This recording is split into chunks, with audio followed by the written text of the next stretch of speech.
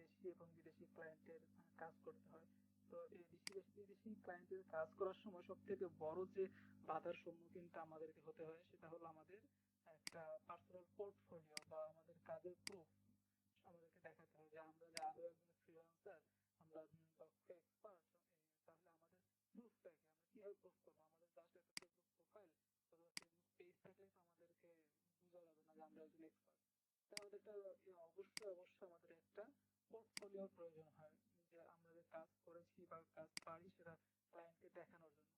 তো যেমন আমি একজন ফ্রিল্যান্সার, আমার প্রফেশনাল আইডিটাকে আমি আমার ফেসবুক আইডিটিকে আমি যখন সুন্দরভাবে একটা কাস্টমাইজ করে সাজিয়েছি, আমার বিষয় আমি কি করি কি না করি, কি কোন বিষয়ে এক্সপার্ট, কোথায় পড়াশোনা, এগুলো দিতে আবার দিয়েছি। আবার আমার যে আমি ফ্রিল্যান্সিং করে যে সাকসেস পেয়েছি, অ্যাওয়ার্ড রিসিভ করেছি, সেগুলো আমি আমার ফেসবুক আইডিতে শেয়ার করেছি।